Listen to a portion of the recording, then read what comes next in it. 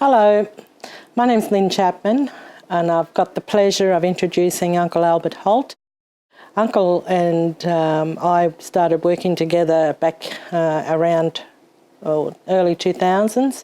I was at the Brisbane School of Distance Education working, and I requested an elder come in to work with our children there, our students. And so it wasn't long before Uncle became an elder in residence for our program there. And so it's been brilliant to know him since that time frame. Uncle Albert? Hi. I've got a honorary doctorate for the work I've been doing in Indigenous education. I'm so proud of the fact that I was able to have that opportunity. I grew up in a place called Cherbourg, and as soon as my brain started to function, I saw two worlds. One was for the Caucasian white people. There was a town called Murri, and one was the original traditional owners of this land, incarcerated in a mission. I grew up there, and the first thing that dawned on me was the difference between those two nations of people. And it was very difficult. We lived in poverty. There was no work or any of that sort of thing. I remember my mother, still do, as the greatest matriarch in this world. She was land rich, and yet she was dirt poor. She was spiritually rich, materially poor. And that's the lesson I took from the start, from the very beginning. The thing that was intriguing and I thought, unreasonable was the fact that they wanted, Mum and Dad wanted us to have the best of life, and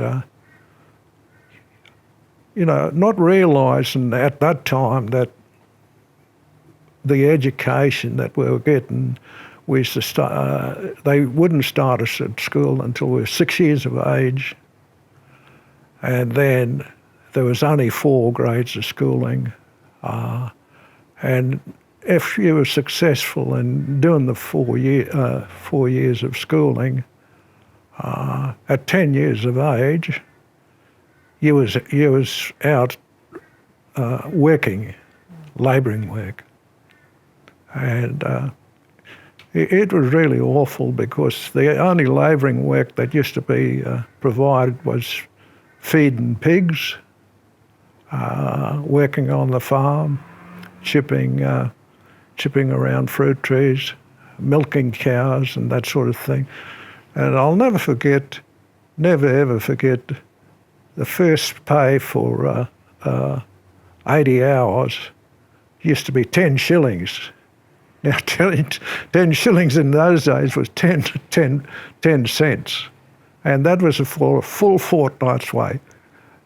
40 hours each week, and if you missed any time in that, you didn't get docked that missing time. You got docked the whole fortnight's pay, and that's how it went. And then after that, I realised how important it was to get a good education and get a good job. And so as I grew, the older I got, the wiser I suppose I became, and then I decided not to take the story with me, but to get it printed, and the first book I've written was Forcibly Removed, and it's a compelling history of the missions in my days, and then I went on further to publish another one called Murri on a Mission, Gunnan Gunnan. They're both different because Forcibly Removed is the whole aspects of how I grew up and where I grew up and where I come to be today. Murri on a Mission, Gunnan Gunnan is a very sad book because Gunnan Gunnan in those days was the epitome of sorrow. And, I still remember where we lived. The average age of living at that particular time was 27 years of age. I thought to myself, oh, gee whiz, if I'm successful, I'll pack a lot of life into me being alive. The reason why it was 27 years of age was we used to have 3 funerals a week. Now, can you imagine a place where, you're having 3 funerals a week? The first is they used to dig the graves with crowbars, picks and shovels, which used to take them a whole day. The next day would be the burial, and then they'd go on and dig another grave for the second and the third and so on. We had a revered elder, Granny Jenny, and she used to be living in the mountains adjacent to the camps where we were. And when she heard of a funeral, she was our chief mourner. And then all us kids used to line up at the morgue, and she used to be the person that led the procession to the graveyard. And I all the time I used to cast my eyes on her because when the burial was over, she'd go back to her residential place, and but the sorrow, and basically it was through racism. There was 5 other hospitals there within close proximity of Cherbourg, and when children reached 6 weeks of age, they simply died of dehydration, and these other hospitals would not allow Aboriginal children to go to their hospitals. And